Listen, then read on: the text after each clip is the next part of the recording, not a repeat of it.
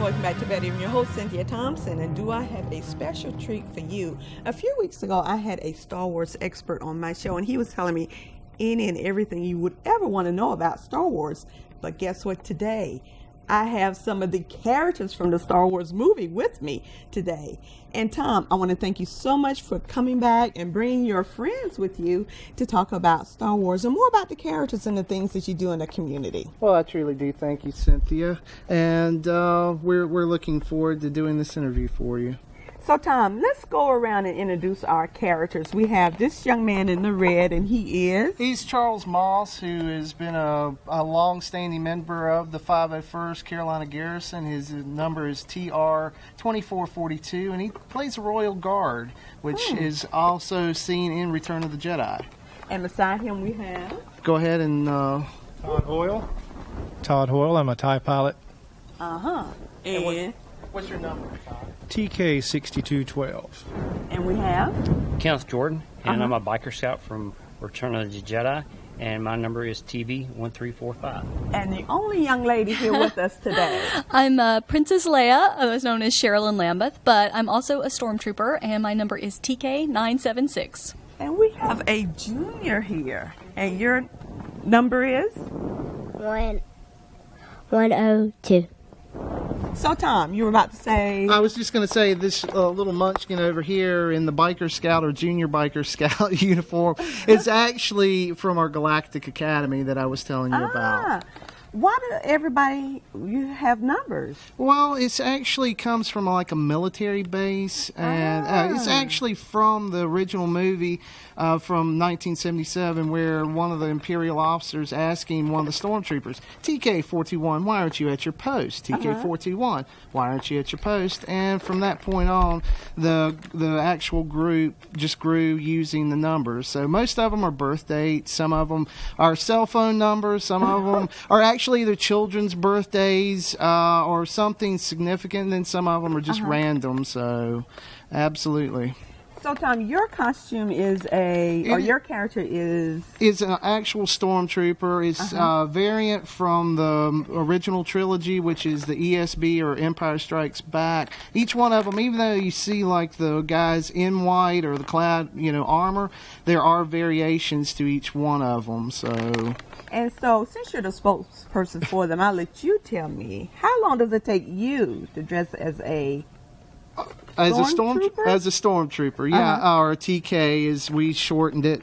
Basically, if I'm pushed, I can get in this in about 15 minutes. I'd like a 30, but sometimes we don't always get that. So yeah, and like Charles here, which is basically cloth robes and stuff. 4 minutes. 4 minutes, absolutely. So, and the gentleman right behind you, it would be a lot less time. 10 minutes. It doesn't take long to get this good looking. Now with like somebody like Cher here, her hair is actually her hair. These are not honey buns or anything. Mostly your hair, and it's soft cloth. I mean, usually like something with with armor, you can get into it. But we've got some characters that are actually do full body paint that may take several hours to do, but the average is about maybe 20 minutes. And so we have this other gentleman back here. Is he a stormtrooper too? Well, he is a variant of the stormtrooper. He was from the episode 6 or the third original film from the original trilogy, which was Return of the Jedi. And basically, he's a biker scout or a scout trooper. And he was the one that was on the moon of Endor that basically rode the speeder bikes and fought the little rabid teddy bears. And also the junior one here is just a mini-me of that. So a mini-me. Yeah. Every book is an adventure waiting to come to life. Visit new worlds.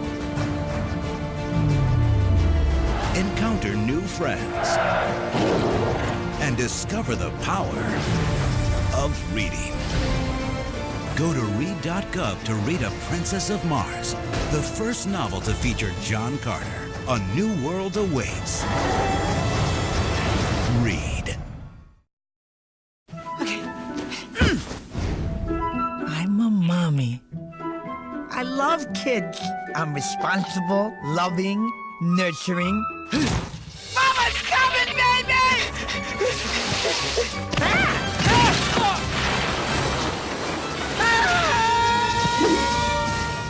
You don't have to be perfect to be a perfect parent.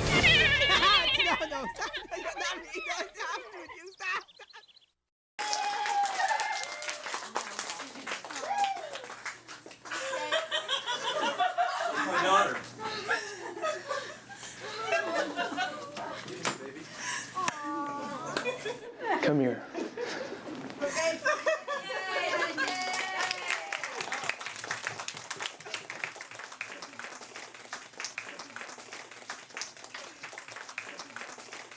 I love you, Dad.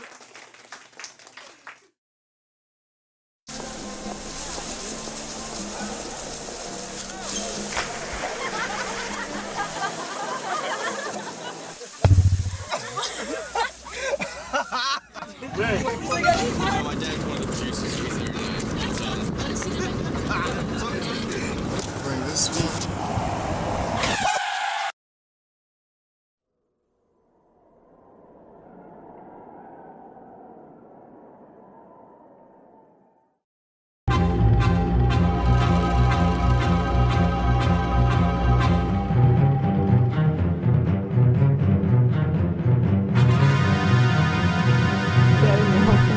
Now, if you've been watching my show, you see I have some special guests with me. Some of the characters from the Star Wars movies. And Tom is our Star Wars expert. He doesn't say that he is, but he really is. And I've been asking him all these questions about his costumes. But you know, Tom, when we went on break, I was just thinking, what is your costume made of? Is this metal, plastic, or what? Well, this actually is out of ABS plastic, which is made or thermal formed over like the actual the detailing and everything. It just heats up plastic and it's just shrinked over it, so to speak. So, yeah. So for you to wear this uniform, is it hot? Not well. It depends on the time of the day and where we are and how long you've been in it. So we've gotten conditioned to it. I mean, there's certain costumes that are a little bit hotter than others, and certain ones like this one you can't sit down into too well. I mean, but if you take some of the gentlemen behind me that are actually have soft, you know, costumes that are able to actually lay down, which I usually am very jealous of. So, but no. It depends on what the temperature is. I mean, we've been out in 100 degree weather, stomached it. I mean, just like when we did the Rose Bowl parade. I mean, those people were out there sweating in California. I mean, the young lady right beside you was one of them. And in a biker scout uniform, no less. So. So whenever you do get dressed in your character and you do events, you stay in character the entire time? No, well, it depends. It's actually the different style events that we do. Now, we do Lucasfilm events or now Disney-owned events, which they'll want us to be if it's a red carpet event or something that's on television that they're trying to portray. If I'm a stormtrooper, I'm not out there doing the hula dance or anything like that. I'm acting like the stormtrooper, but there are some events that we just, you know, have a little bit of fun, and we might be, you know, doing the limbo. Maybe not in this one, but we do mix it up. I mean, we're not always, you know, the character, but if we're doing a canon event or a licensed event, they're wanting us to be, you know, the character. If it's Darth Vader, Princess Leia, or a stormtrooper. You know, you mentioned earlier that, of course, Disney bought Star Wars. Yes. And they're going to come out with comic books, more video games, more movies. Absolutely, more movies. So do you think there'll be more characters? Oh, yes. They're already speculating more characters, more costumes, more storylines, offshoots of different films. I mean, like, there's supposed to be a story that starts about Han Solo. There's supposed to be a Boba Fett story, which he's the bounty hunter. If anybody out there knows Boba Fett, if not, he'll come hunt you down. So, but yeah, I mean, we're excited about that. I mean, how about you guys? Are we excited? We're very excited. Okay. We're always excited. Anytime there's more Star Wars, it just means more playtime, and Lucasfilms and Disney's just going to make us end up spending more money on T-shirts, comic books, toys, video games, and anything else. So, but yeah. So do you think there's going to be a Star Wars themed park? Oh, absolutely. They're already talking about that. Disney's working on it right now. There has been a game or a ride down at both Disney parks called Star Tours that they revamped a few years ago that's now like a 3D ride, and it takes you to different worlds and everything, which we were a great part of that. Oh, really? Yes, we were. I mean, anytime Disney or Lucasfilms is doing something, I mean, we've done commercials for them. We've been on, like I said, the Rose Bowl Parade. We've also done numerous events like the Star Wars weekends, and it just anytime that Lucasfilms wants us, they'll shuttle us around the world. I mean, the young lady right over there was in the Adidas tour for them, which went to South Africa. Yeah. Wow, you went to South Africa. It was a great trip. Absolutely. Whoa. So we're going to take a short break. When we come back, I want to talk to the rest of you all. You've been really quiet. Even R2KT has been quiet.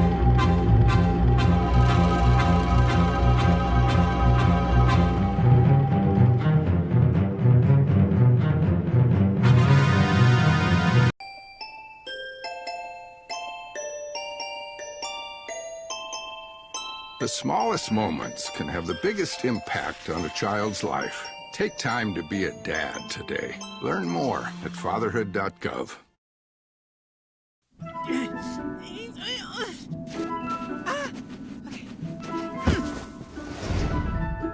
I'm a mommy.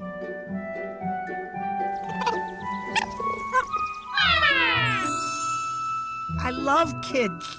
I'm responsible, loving, nurturing. Ow! Just don't break anything! Play nice! No, don't touch that! Aren't you going to do something? I could use a little compassion. Stop! Being a parent's a lot of work. You don't have to be perfect Where's Mommy? to be a perfect parent. Here I am.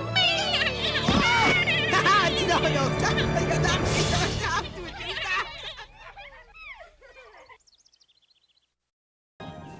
Can you consent with me? Imagine what you'd see if every child had a book to read. So the mission is for us to get a book to each and every child. So let's join hands, book people unite, unearth hidden passion. Come on, we'll have a good time. One book could be the first that'll make helps to change a life. People unite. Read to a child today and spark a lifetime of ambition. So, I'm kind of new here, but I've noticed a trend. My human does this funny thing where she goes around and gets all my toys, and then she hides them in that basket by the door. But it's always the same basket, and it's always in the same place. And then she acts so surprised when I find them, but, she's putting them in the same basket. Again. It's like, hello, that's where you put it last time. You were the worst at hide and go seek. Welcome back to Betty. I'm your host, Cynthia Thompson. I'm here with my friends from Star Wars. And Tom has shared a lot of valuable and important information with us about the things they do and why they do it. And I haven't had a chance to talk to any of them. So I'm going to put them all on the spot and ask them each a question. And we will start with you, since you're so close. What character are you? I'm a Royal Guard. A Royal Guard. So what do you do? I protect the Emperor. Protect the Emperor. I want to ask you a hard question. Why do you do this? Wow. To have fun. To have fun? Mm-hmm. You just enjoy doing it? Yes. Now, the person over here, you are, tell me again, I have forgotten already. I'm a TIE pilot. TIE pilot? Yes. Oh, so you fly the jets? We crash a lot. We say, look out, and then we crash into the side of the Death Star. We look good, but we don't fly so good. So your uniform is different from his, and how long does it take you to get set up It's for about your 15. uniform? It's about 15 minutes. It's got the same stormtrooper face, Uh-huh. but it's got like an aviator style helmet. Uh-huh. So that's why I like it. And I'll ask you the same question I asked him. I do it for the kids. For the kids? They enjoy it almost as much as we do. Uh-huh. But when you go to some little fella that's having an end of chemotherapy party, Uh-huh. and then you get to go to his 5-year cancer-free party 5 years later, Uh-huh. that's why I do it. That's why you do it. And his for the name kids. is Anthony. Anthony. So you already know one. Oh, I got a friend for life. Uh-huh. I intend to go to his high school graduation if his mom will let us. She will. I have a feeling we will. She will.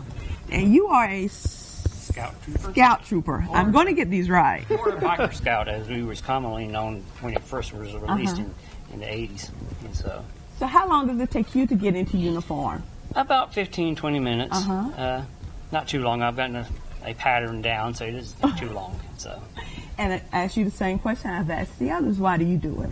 I do it because initially it was a love for the biker scout. I always wanted to be a biker scout as a kid. Uh-huh. But once I found out what the 501st does and the charity work that they do and the events that we can attend to, I was like, I needed to join this group. Uh-huh. And I've loved it ever since. And just like Todd said, I love bringing the kids joy and seeing them light up when we walk into the room. And even though they're feeling bad, we bring a smile on their face. Aww. So it's one of those things where anything anybody ever says to us, like you're a nerd or a geek or whatever, I don't care what anybody says. I know what I've done for kids that's been in the hospital.